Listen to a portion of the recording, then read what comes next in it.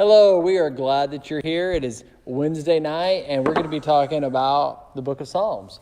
So before we do that, I think we're going to sing a series of songs that are all based upon Psalms. Is that right, Doug?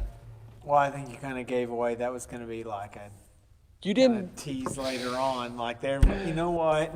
Okay. Yep, so now you know. I told you what the gift was before you got a chance to tear off the bow. But I think you'll still enjoy the gift either way. So Absolutely. Please join us in song. I think you're going to know most of these songs.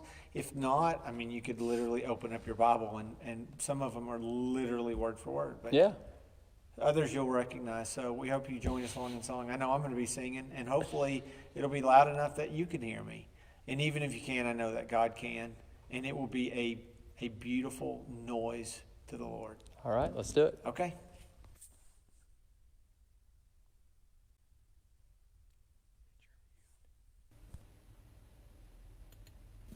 Come, let us sing for joy to the Lord. Let us shout aloud to the rock of our salvation. Let us come before him with thanksgiving and exalt him with music and song. For the Lord is the great God, the great King of all gods. In his hands are the depths of the earth, and the mountain peaks belong to him. The sea is his, he made it, and his hands form the dry land.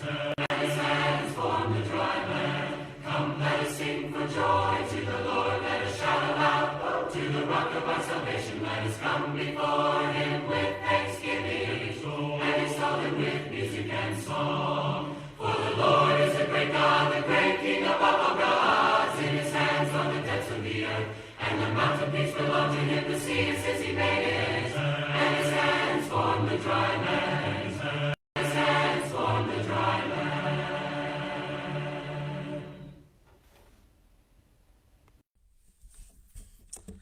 Okay, so we are going to take a break between singing, and I want to open us up or continue our worship with a time of prayer. Would you bow with me? Father God, I thank you again for being an awesome God. And Lord, I just pray that you'll be with us as we take a look at the book of Psalms and how it has impacted the lives of literally millions and millions of people. And sometimes we don't even recognize that where the music came from. But Lord, I just pray that we allow it to open up our hearts, that it'll speak into our lives, and then it'll flow from us. Lord, again, I just thank you for being an awesome God and for providing us with your holy word that inspires us, that comforts us, that gives us strength and holds us up. It's in the name of Jesus that I pray. Amen.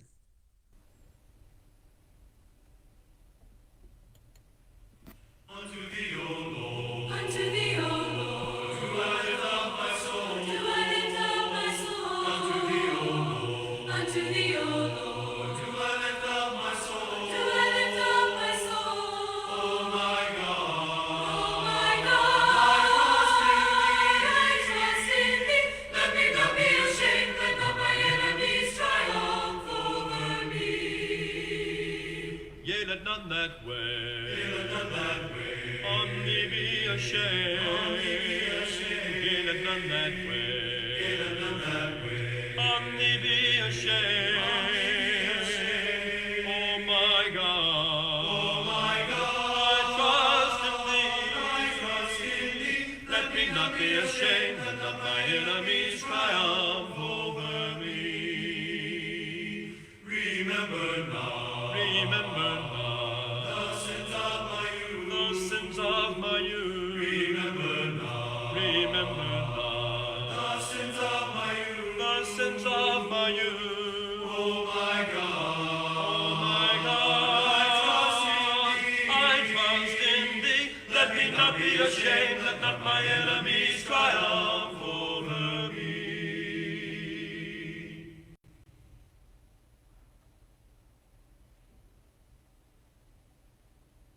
Create in me a clean heart, O God, and renew a right spirit within me.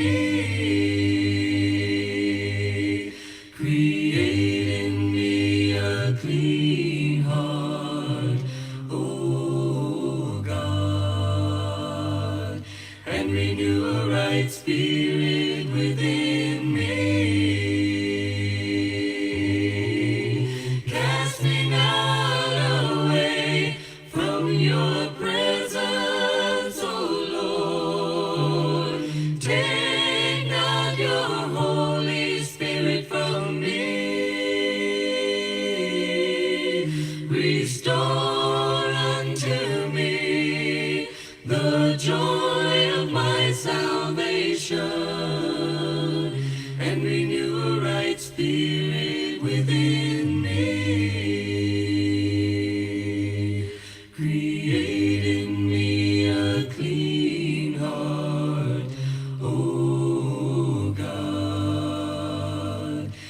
renew a right spirit within me.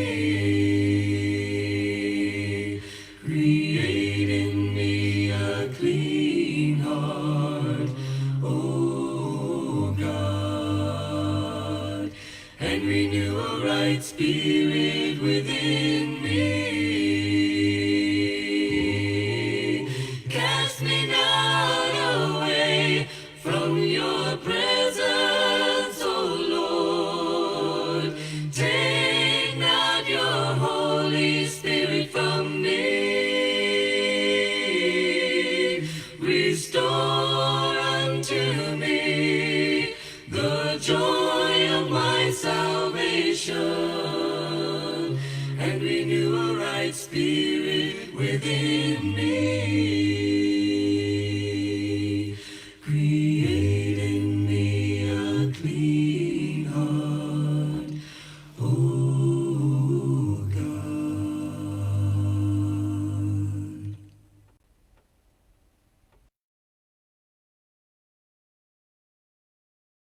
So we are about to embark on.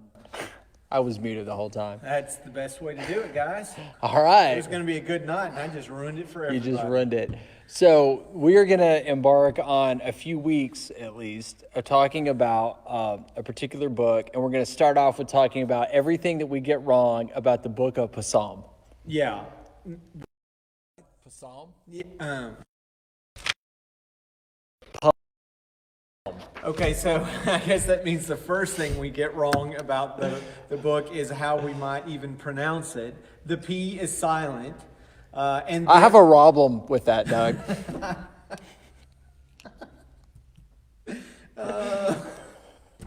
You had to do that. That was not in our practice, right? No. You didn't have that in there. No, I didn't. Not only is the P silent, but so is the S if it's singular, the one on the end. Yes.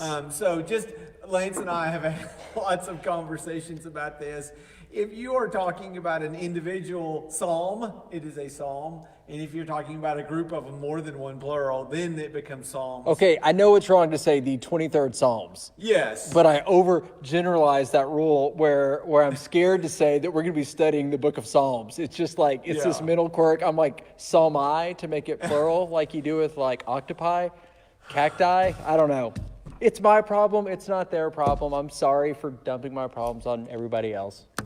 It's me. We've been quarantined for too long, folks. We really have. So been. the first problem, the first mistake we have with Psalms is mispronouncing or singularizing it when it's plural. And Kind of like the book pluralizing. of Revelations. Yeah, absolutely. So, Okay. So what's another one? What's another mistake or misconception about Psalms? Okay, Psalms?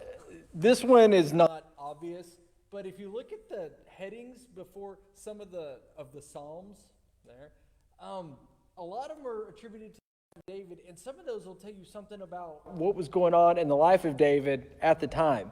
And what's fascinating is you'll read something, and then you'll read the Psalm, and David is given all of this glory, how God saved him and God did this. And then you try to imagine the way that story played out, and then you go to the history book of the Bible that story is told in, and it doesn't seem like God did as much as what David gives him the credit for doing. Sometimes like the time where David pretends like he's crazy and he's slobbering at the mouth, and he's a prisoner of an enemy king at the time. And the king lets him go, and David writes a psalm about it and says, God totally saved me. And you go read that story, and it's like, David, it seems like you saved yourself. And so Philip Yancey, in his book, The Bible That Jesus Read, which I'm going to quote a lot of today, says that there is a inner life and there is a outer life. And the Psalms are about the inner life. And sometimes there's kind of a contradiction in those things, and it's not the story that you would think that David would tell about that, because he's telling it from the inner life, and is the man after God's own heart. He gives a lot of glory to God for a lot of things. Yeah, and it goes the opposite direction. There's sometimes that you read one of the Psalms and you imagine that it took place while he was, sitting in a beautiful grassy valley, and he talks about how beautiful everything is and how wonderful God is. And then you kind of look and see, when was that written? And he might have been hiding out in a cave, afraid for his own life, and he talks about, that he wants for nothing. So Yeah, and that's exactly what I'm saying, is that the inner life and the outer life don't have to make perfect sense. And the Psalms kind of show that, how you can bring praise and glory to God in the worst of possible conditions, and how sometimes you're in the palace and you're miserable and you feel like that God's far away. And so just that inner life, outer life thing, that they don't magically sync up, and they don't in our lives, and they don't in the book of Psalms, and that's a good thing. And I think we should quit right there. I mean, I don't know if you recognize how profound of what you just said was, but for what's going on in our lives right now, when we don't feel like we're, resting, beside a, still waters, our soul can be calm even in the midst of craziness and chaos. Yeah, absolutely. So, okay, right, so what's something else that we get wrong about the book of Psalms? Okay, one of the things is, I think we want, and I love to talk about context, and I love for us to dig deep and learn more and question the Bible, ask questions about it, what was going on. And I have with me, I don't know if you can see in the shot, but I have some of my commentaries on Psalms. Some of these bigger ones, they have, it took 3 volumes to have a commentary on it. And granted, Psalms is long. It's the longest book in the Bible at 150 chapters. But having said that, I want us to be careful not to overanalyze it. And I think it's one of those things that you should enjoy and be encouraged by without always thinking, well, what's the real meaning behind this? And just find beauty in the Psalms, because it's poetry, it's a song, it speaks to your heart. You're kind of a weirdo when it comes to, well, a lot of things, but to music, you like to know like the backstory to it. I'm a person that, like, I hear a song on the radio I like, I'm like, that just is an awesome song, and it can speak to me. So I want you to imagine that don't think that in order to, you have to like properly interpret the Psalms in a way that it has to make sense. Just enjoy it a little bit. Yeah, when you dissect anything, by definition, you have to kill it. And we want to study the Psalms, but I don't think we're here to really dissect them. Yeah. We want to relate to them the way that they were intended to be as poetry, and the way that they make you feel. Yeah, here we go. So don't get too caught up on knowing what the word Selah means or anything else that you don't get. It's okay. All right, something else that we get wrong about the Psalms is not all Psalms are soaring anthems of praise. What? Yes, I know that that's like the stereotype, but they're not, and we're going to get into that a little bit later on. Yes. But not all of them are soaring anthems of praise that are just sound out of their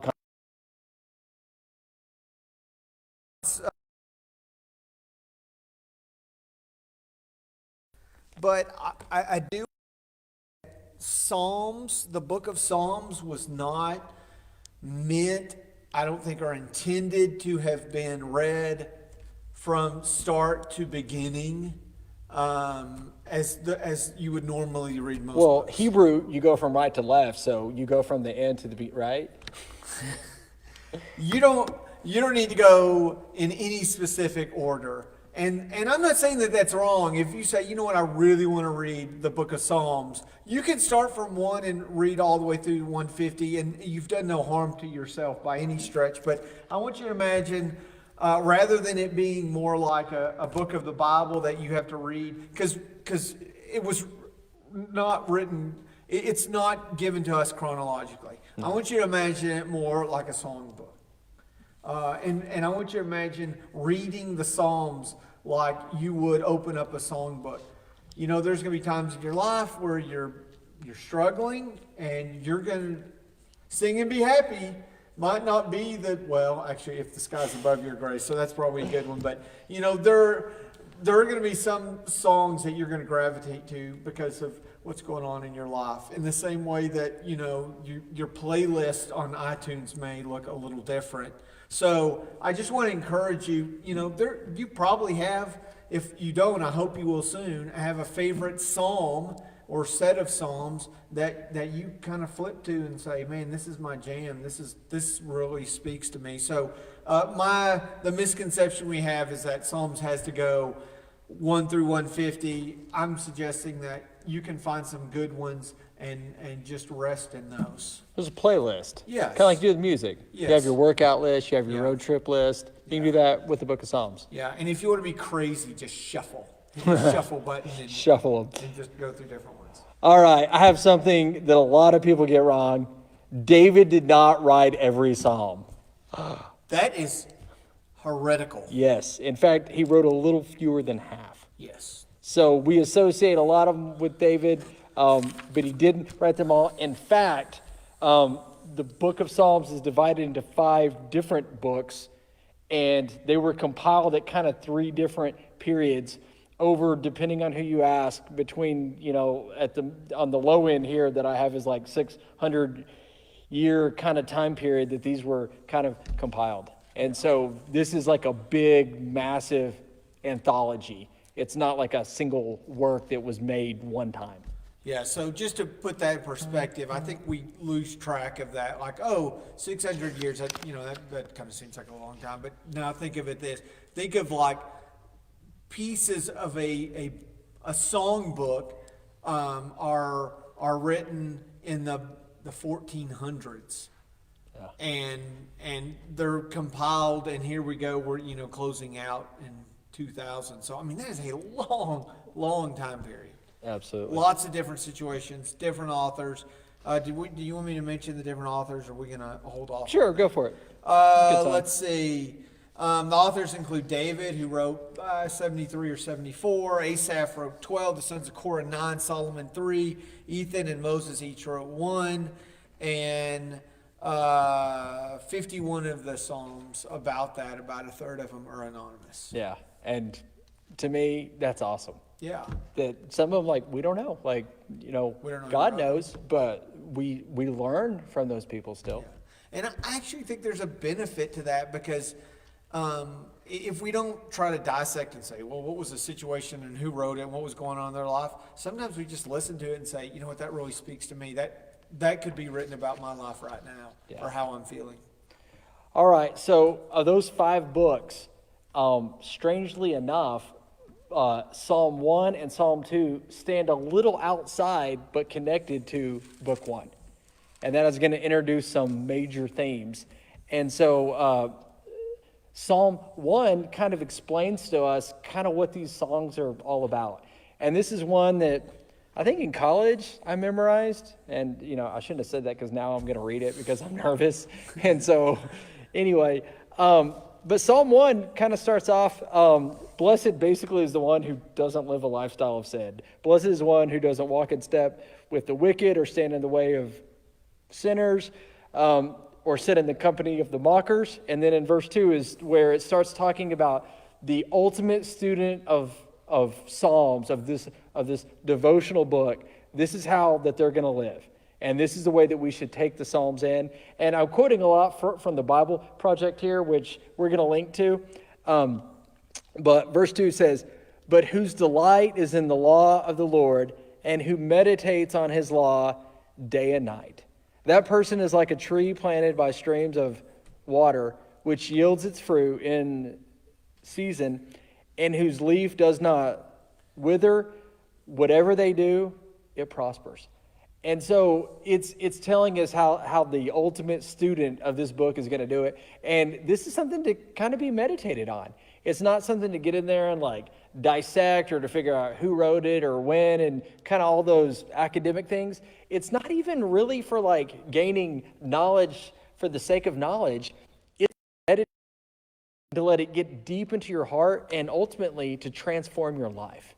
And so, you think about a seed that gets planted next to the river, it's going to grow. And that's what the Psalms are. It's the water to that seed. And that seed, it's not going to grow into a tree just for the sake of being a tree, but it's going to bear fruit. And so that's what we're called as believers, is to bear fruit. And Psalms and meditating upon them and allowing that word to get into your heart, that's one of the ways that you grow and bear fruit. And then we have Psalm 2, and we're not going through all 150, but Psalm 1 and 2 basically, provide themes for us throughout the rest of the Psalms. And Psalm 2 introduces the Anointed One, which we also refer to as what? As Messiah, The Christ. Messiah or the Christ. And Pop so quiz. this is a messianic psalm. I want to read just a little bit from it. Start.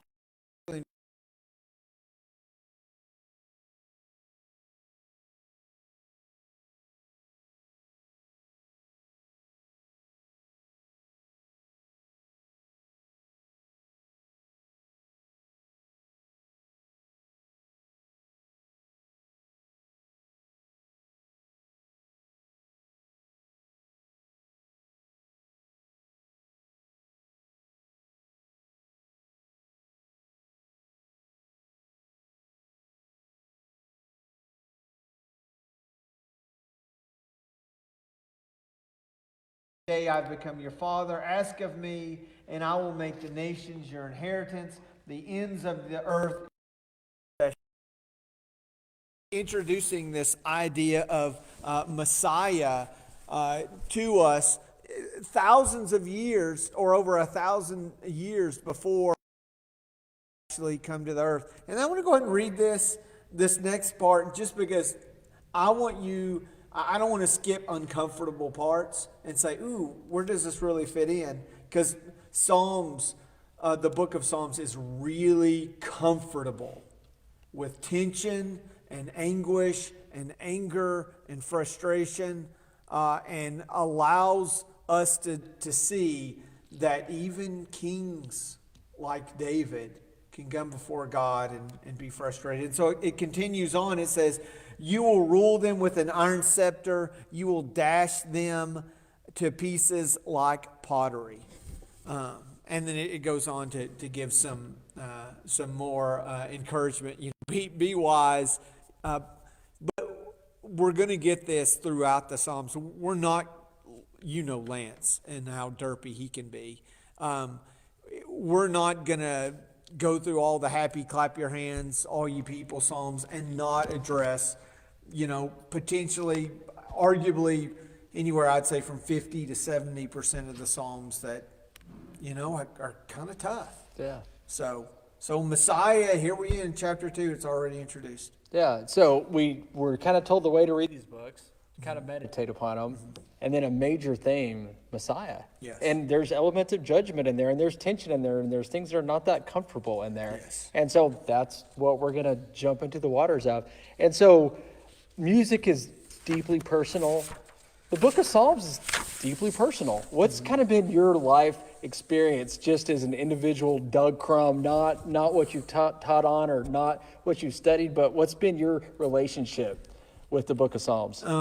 Is tenuous a good word? I mean, I honestly, I had a very troublesome, rocky relationship with the Psalms for a long time. And I would say part of it is because I'm a very left-brained, very logical. I'm not real artsy. I'm not poetic. I love music, but I'm just not, just that side of my brain doesn't fire on all cylinders. And so Psalms at times is confusing, and it can appear contradictory, and it can provide a lot of tension. It does not reduce the tension sometimes. Sometimes it amplifies it. Yeah. And so for a long time, I've really struggled with it. And then I've had some tough seasons in my life, and I found more comfort turning to some Psalms that before I'd been like, ooh, you can't really say that. And then now I'm like, I think I really get why King David is just letting it all out. Yeah. So, but I'm not, it was for the longest time, it's like, ooh, I don't know, the Psalms, that's, it's too poetic, and I want something that, just the facts. Yeah. So. I wrote here in my notes, heart song. When I came to Christ, I was baptized. I was a teenager. I received a Bible from my congregation, and I took it home with no outside help or training, and I started to read it. And I started at the beginning, and like a lot of people, Leviticus, I kind of got lost. So I was like, I'm jumping to Matthew. And I read the New Testament cover to cover, and I was like, what do I do next? I'm not going back to the beginning again. And Psalms is where I landed, and to this day, I don't know how, but as a very angsty teenager that had been through some hard things, I'd had some death in my life. Early on, we had recently moved, and I remember this day like it happened a week ago. I had a very troubling, very bad day, and I'd been reading Psalms, and I was like, I'm going to try this. Like, I'm going to talk to God the way that the psalmists do. And we lived out in the country, and I drove out on a dirt road. I think I could nearly take you to the place that I went, and I was like, I'm going to try this. Like, I've been reading these Psalms, and these psalmists are like, God, you know, I'm here, and I'm showing up, and I'm crying my eyes out, and God, you're not here. Like, I don't feel you, and this is what I need. And these psalmists just could have it out with God, and I was like, you know what? Like, if they can do it, I can do it. And it was a night, it was dark, and I went out and I screamed and I cried, and I think I threw rocks, and I just tried to emulate the heart and the passion and that relationship and that comfort into that tension and pain, and you kind of talk to God that way, that like when you read it on the book, it like totally makes sense. And so I had read it, and it freaked me out. But after I started having kind of that walk with God, it just makes sense to me now. Mm-hmm. And so I've always loved the book of Psalms. I don't know what year I read this book.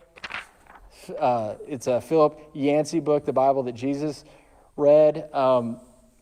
I think I was in my early 20s when that came out. I think I was in ministry, in fact. Could have been in college. But his chapter on the book of Psalms perfectly kind of described what I had kind of practiced at living. And so a lot of what I'm going to say in the next 10 minutes or so comes from this book. We put a link to it on our webpage. If you want to go buy it, it's chapter 4. It's a really good book. But one of the things that he says is you're reading over somebody's shoulder, that you're getting a look at somebody else's life with God. And the thing about it is they're just like us. And what did you say? 51 of the Psalms, we don't know who actually penned them. Sure. So like it very well could have been somebody just like us. Yes. You know, and these people that are just like us, guess what? Some of them are angry and petty, and some of them are worshipful and hopeful. Some of them are depressed. Some of them are happy. Some of them are thankful. I have a really good friend who is more passionate about the book of Psalms than me. And I called him and said, Doug Austin, he's the preacher in Roswell. I said, you love the book of Psalms. What's one way that you would try to describe it to a person who doesn't know as much? And what he said is, it is the rawest emotions in the Bible. And so Philip Yancey really brings that to light in his book about you're getting a look at the inner life of the people who chose to pen these beautiful psalms. Yeah, and so it's filled with emotions. It's raw. It's honestly sometimes it's disturbing. It leaves you a little tense. And the New Testament does not dodge it. In fact, the book of Psalms is quoted directly 81 times in the New Testament, more than any other Old Testament book. In fact, every book of the New Testament quotes Psalms except James and Jude. Yeah. Of course, James. It's so overly practical. Jesus does Psalms more than any other book, right? Yeah, I mean, just absolutely. And one of the things I love about Psalms is in 150 chapters, the name God is mentioned 1,220 times. I mean, that's almost 10 times. I get 8 times a chapter, and there's some really small there. And sometimes it's obvious that he's there, and sometimes it's God is being called out, like, where are you? Or why have you forsaken me? Yeah. And the New Testament doesn't run away from that. No, it is our chance to get to speak to God. And so we receive a lot of words from the Bible that is either God speaking to us or to his people. And we get to see kind of some righteous men speaking to God. We see Moses doing it, Deuteronomy. We see Job doing it, speaking to God. But in Psalms, on some of these Psalms, it's like an everyman speaking to God, not somebody famous or somebody that's special. And they're pouring their hearts out. And so it's like God is giving us the words to speak back to him for whatever we're feeling. You can find any emotion in the world in the book of Psalms. With that, you get some whiplash. And Doug said that you don't have to read Psalms straight through. If you do, I read 9 and 10 this morning, and in most Bibles, they'll tell you that 9 and 10 are actually one psalm, and they know that because of the style that it was written. It's a acrostic, which means every line starts with a letter of the Hebrew alphabet and it goes in order. So for us, it would be like A, B, C, D. So 9 and 10, 9 is half of it, and then 10 is the second half. And you just get whiplash if you read those, because their themes are entirely different. You get that with 22 and 23. Those are two of the most famous Psalms, and they're back to back. Yeah. 22 Bumper to bumper. Yeah, exactly. 22 is, God, you've forsaken me. And Jesus quotes that. Yes. And Jesus doesn't just choose to preach on that on some random Wednesday night when he's back visiting his hometown synagogue. He preaches that on the cross. Yeah. I mean, it is highlighted. Now, at the end, it kind of gets a little happier. But most of that psalm is downright depressing, followed by the very famous Psalm 23. Yeah, which the Lord is my everybody shepherd. since then has quoted numerous times, and it's hanging up somewhere in your house. Yeah, absolutely. Psalm 102 and 103, exact same thing. 102 is the this is so bad. Psalm 103 is, God, you've always been there. Man, you are amazing. And so if you read them back to back to back, you kind of get a little bit of whiplash. So what do we make of that? Well, I several things. One, it's life. I mean, I think most of us, if we had written a psalm 6 weeks ago, 8 weeks ago, it probably would go to a different. It might fit more in with like Gilligan's Island theme song, and then we get now if you were to write a psalm, it might go better to Poor Wayfaring Stranger, more of a dirge. And so, but that's life. I mean, and that's what I love about that. But another thing that we talked about is that we have to recognize that Psalms were written by different people. We talked about they were written in different times. People were in different places, and they were written in different styles. And so that's something we wanted to talk a little bit about. There's you already mentioned the acrostic song, the one that's done alphabetically. You have the Hallelujah, the praise ones. You have the historical Psalms, a word that I love saying, but I don't want to delve in too deeply because we're going to touch on it deeper in another week. But imprecatory Psalms, imprecatory. I love saying that. We'll talk a little bit later what that's about. The Messianic Psalms, we got a little flavor of that in chapter 2. The penitential songs. Again, we a lot of times associate Psalms with real happy, clap your hands, enter his gates with thanksgiving in his hearts and into his courts with praise. But we just sang a psalm earlier that, create in me a clean heart, O God, and renew a right spirit within me. And before that, you really got this very penitential kind of mood as David said, I have sinned against you and you alone, and talks about his unworthiness, and so we get some of that too. Then we'll talk later on, and I love this one too, is songs of ascent. Ascent, A-S-C-E-N-T, not a space sent. Ascent. There's also psalms of suffering, psalms of thanksgiving. And then there's the didactic or ethical psalms that teach a little bit. Yeah. And we saw a little bit of that. And you're not necessarily going to find one that says, oh, it's just suffering or lament. I know you like to use that word, but it can also be part of a lament, but then also part of praise. Yeah, and so So there's whiplash even within an individual psalm. oh, absolutely. And because life is whiplash, right? And so it's not like there's only one emotion that we're supposed to lead within life. And so we experience a full human range from rage and anger and love and joy and peace and disappointment. And so we find those in the Psalms. And God is very comfortable with us singing those songs back to Him. And so, you mentioned a song of praise. That's not our natural language. One of the things that we learn is how to deal with our emotions, which we've talked a lot about. Another thing that we learn is just how to praise. As Americans, we don't have royalty and we don't have a king and pledging allegiance and bending the knee and all those things. Like, we only talk about those in the context of religion. Other countries, they have earthly rulers that those concepts are kind of native to them. We learn those from the book of Psalms. Okay, so we got a little chart here that we want you guys to see. Did you already put it on there? So we are not going to drag you up and down 9 hills today and talk about all of these, but we want you to see these. And your microphone keeps turning off. Oh. And in the weeks to come, we're going to be talking about these, and we're just going to kind of meander through these because the Book of Psalms does. And so I hope you guys can see those. Is there any in particular that you want to point out?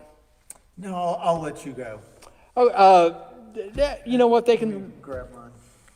They can see them. We're going to move on. So we mentioned authorship. So some more kind of academic things. We've got another PDF here that we're going to show you. This is from the Bible Project, and I highly, highly, highly recommend virtually all of their content. It is really good. But Wyatt's going to throw a chart on there that might be a little hard to see. That's okay. You go to their webpage. It's there. But they do kind of find some structure in these 5 books and kind of some major themes within the books. There are some other people that say that the 5 books of the Psalms, that they line up quite well with the Pentateuch, that there's kind of a Genesis book and an Exodus book and so on and so forth. But if you want to go and watch their video, I think Jamie's going to post to it. It's like an 8-minute video. It's really good about the book of Psalms. Really good. And kind of goes through a lot of those major themes and a lot of those more scholarship-y kind of things. Yes. Because scholarship is a word. It is now. Okay. All right. You've got a ton of content on Psalms and kind of some of the background stuff.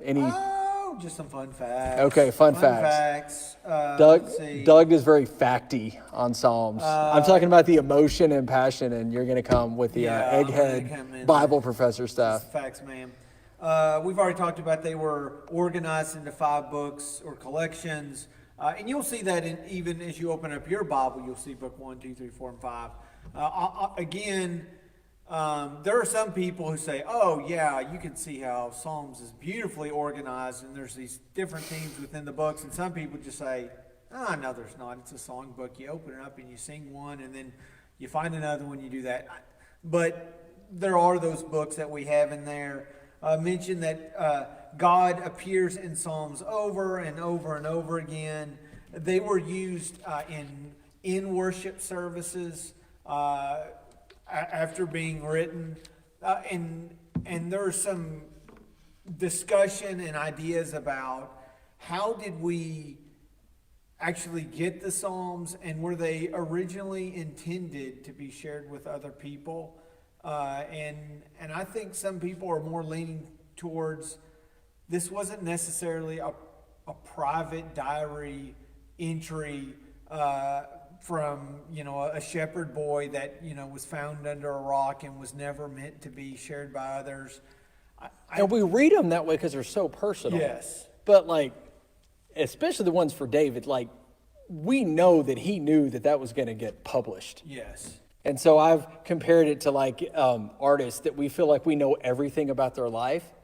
You know, Taylor Swift, I don't listen to her music, but I know that everybody like makes jokes about her, that everybody makes jokes about her, that, you know how her last relationship, ended and why it ended because she goes and writes about it. Yes. Yeah, it's the same way with the Psalms. Like they knew that they were going to get sang at synagogue and going to temple and all those things. And for a culture that wasn't literate like we are in America, this would be a way for people to really learn, to be exposed to, an understanding of God is by hearing it sung, because if they could have had access to the scriptures, which most did not, even if they did, they probably couldn't read anyway. Yeah. And so and even not just back then, but a lot of their understanding of who God was and their theology was formed by songs. That remains true even now that we are much more literate people. Yeah, and Luther may or may not have said, "You can write my doctrine if I can write your hymns." Yeah. And I don't think he actually said that, but it's attributed to him. But yeah, it's true now, and it's true back then that we definitely are formed by the songs that we sing. Yeah, they speak to our hearts. Let's see. Is there any other good ones that I want to add in here? He's got like 4 pages of facts. He let me look at them for just a minute earlier. You already talked about the acrostic one, but certainly not the most famous psalm, but the longest one is. Does anybody know? It's like a 30-second delay. Well, I know. I wanted them to feel like they were. What's the longest psalm? Somebody yell out 119. The one that Whitney Houston sings and stretches out. Psalm 119 is the longest. I don't know what to make of what he just said, but I do know that Psalm 119 is the longest, 176 verses. It goes through the Hebrew alphabet 6 different times, and it talks about the law and the commands and the statutes of God, and it does so in a very positive, loving way. So, didn't you read that on a Wednesday night here? I think I may And have. how long did that take? Out loud. It took a while. Yeah. But you did it in one Wednesday night. So, Yeah. like, somebody could devotionally read that on their own. Yes. In an evening, even though it seems pretty long. Yeah, and because they're all short verses. But, I mean, anytime you get bored, I just encourage you to sit down with a piece of paper, a pen, just write the alphabet on the left side, and then go across and talk about how you love the law and the commands and the decree of God, and just use it. If somebody does that, I want you to post that to Facebook or Please. send it to us. Please do that. That would be. Or do it as a family. I mean, there's 4 people in my family, so we can get through the alphabet 6 times, right? And you get bonus points. Or we all go 6 times. If you write and send it in, that's awesome. But you get bonus points if you write it and then you sing it and record it, and send it in, and we'll post it. Yeah. So, I think I've given them enough of fun facts for Psalms. All right. Now, I too have facts. Okay. But mine are a little squishier than yours. They're subjective facts. So, one scholar says that half of the Psalms are wintry. This is why you like Psalms so much, folks. I do. My beard is kind of wintry right now. Eugene Peterson, who I think he's the one who did the message, right? Yes. He said that 70% of the Psalms, again, kind of subjective, because like Yes. Psalm 22, right? It's a There's psalm of definitely a little lament, bit of frostbite but from it that one. but it ends kind of happy. Yeah. So he says that 70% of them are laments. Yeah. And so there's a professor that I don't even think I finished the class, but Glenn Pemberton teaches a class about this book, and he definitely I think he would tell you that he has a darker, more lamentable life and kind of a personality. And he went to his therapist and he's like, I'm really depressed. And his therapist, knowing what he did, said, what book are you translating and working on right now? And he said, I'm writing a commentary on the book of Psalms. And his therapist says, that's why you're depressed. Is a lot of them are kind of Psalms of lament. And so if you're going to jump into Psalms, you probably need to know that before you do it. Yeah. Okay, so what's the purpose then of the book of Psalms? You know what? I think it's for believers, followers of God, to just recognize that it's okay for everything not to be just perfect. Yeah. And I'll kind of diverge just for a second, but a movie that I love for some of the same reasons is a movie called Inside Out. And I talked about it about a year ago, and I think most of you have seen it. If you haven't, go see it. If you have kids, you've probably seen it multiple times. If you haven't, I don't know, Netflix or somebody has it, watch it. But really the gist of it is that there's this young lady who has these different emotions, but the emotion that rules in her life is joy. Yeah. But she experiences a difficult season in her life, and sadness comes in, and then the movie is about what happens when sadness comes into your life. Like, and the first thought was, I've got to get rid of it because sadness is bad. You know, I only have to have joy in my life. But this movie helps us understand that it's okay to embrace difficult times in our life and don't run away from them or pretend that they're not happening.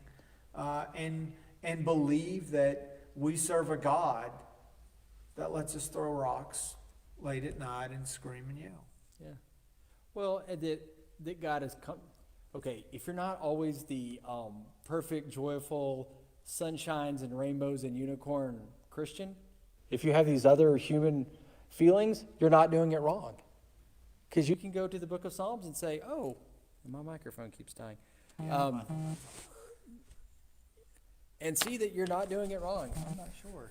I've just got a text that says, is your mic on? Okay. My mic is on. I think mine's back on. So I'm going to read a quote here from Philip Yancey's book. And basically, he says that the book is poetry. And we turn to the poet's shaping of words and images because it gives us pleasure and moves how we feel. And yet if the poet does it right, we gain something greater than knowledge. We gain a transformed vision. Okay? We don't go to the Psalms just to learn things. Some of them teach us things. But what we go for is to have our emotions moved. And when the poet does his job right, we gain something and we learn something, and that transforms us. And so I'm going to keep quoting here. He says, at a basic level, the Psalms help me to reconcile what I believe about life with what I actually encounter in life. And so the Psalms is where you can take your questions and your frustrations, and you can go to the psalmist and you can see somebody else that has lived that out. It's okay that the Psalms are kind of messy because life is kind of messy. And when I'm going through a lamenting season of life, I read the Psalms that I can identify with when the psalmist is going through that.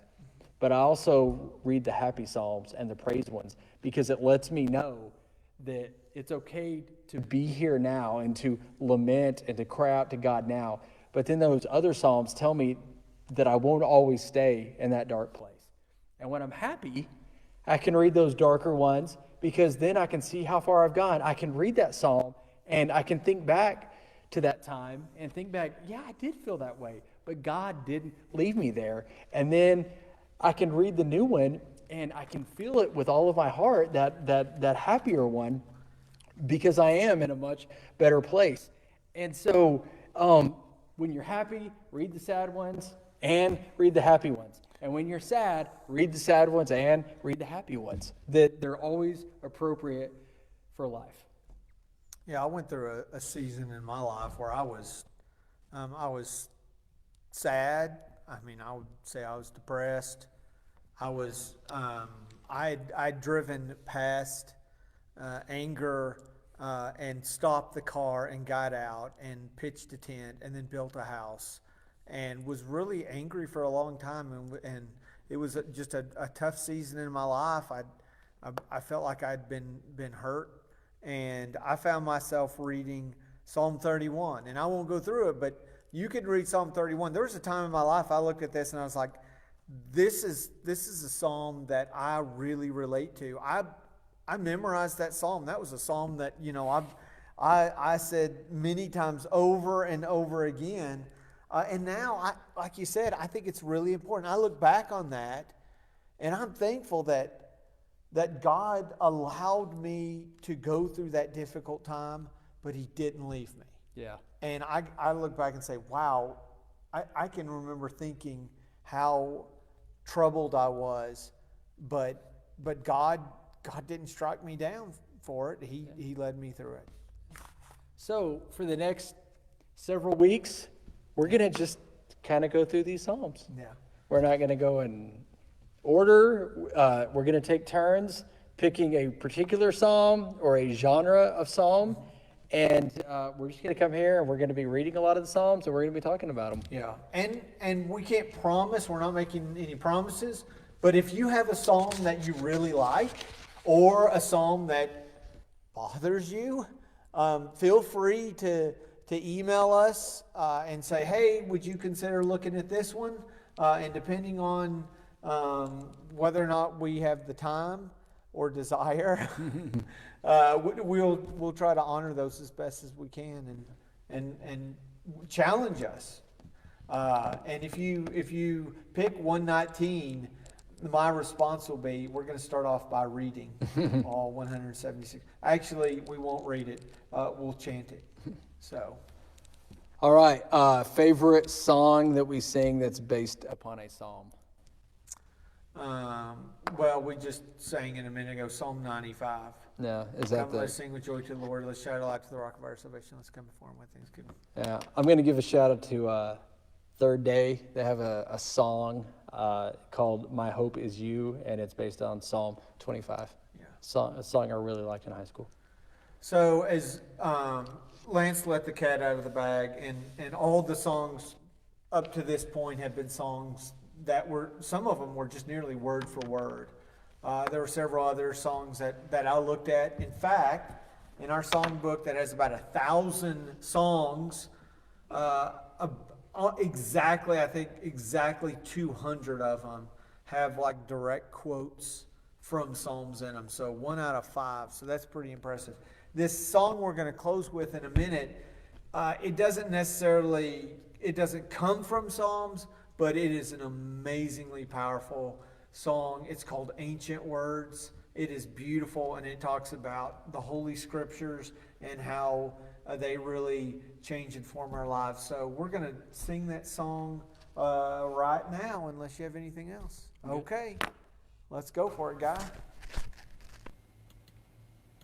Holy words, long preserved for our walk in this world, they resound with God's own heart.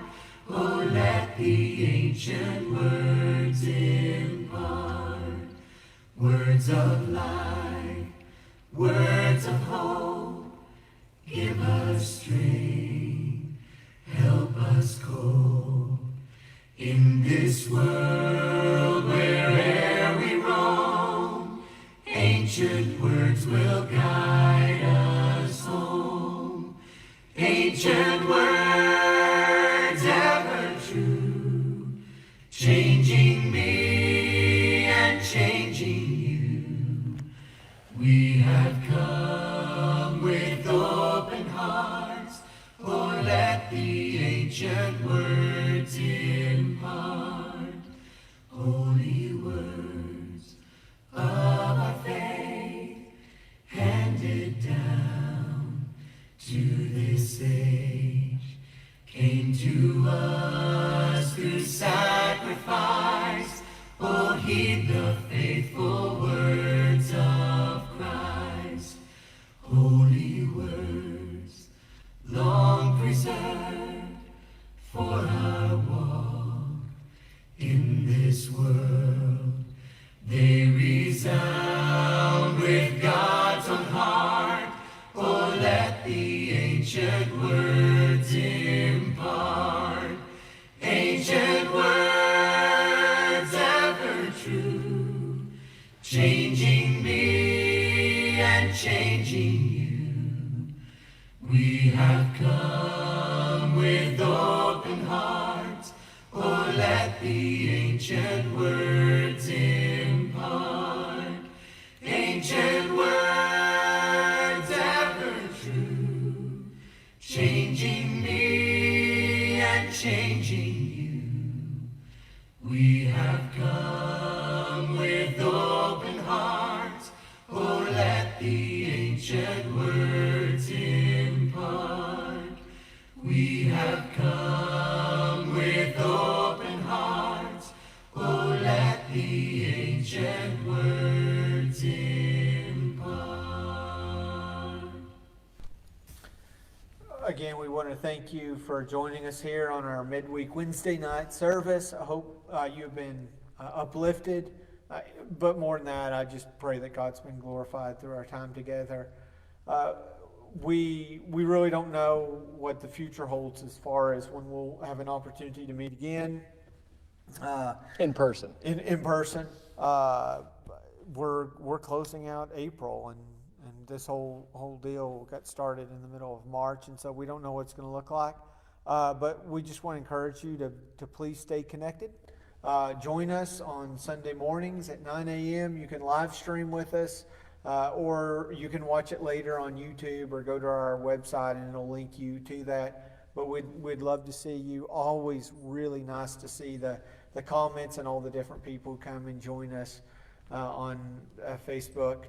Also, if there's anything that you need, please call us, email us, text us.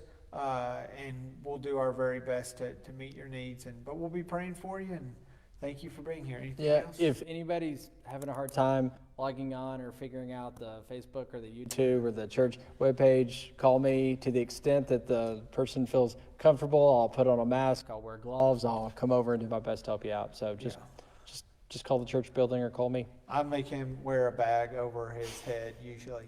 And if you need communion supplies, it took forever, but we finally got our little travel communions that has the juice with the little wafer on top. So if you need some of that, please comment, or even better would be to email or text me for sure. And let me know, and I'll swing by and bring you some. I'll borrow his bag and put it over my head, but I'll cut holes in a mouth so I can breathe. I don't let you do that. But thank you again for being here. We love you all. You have a great and blessed week.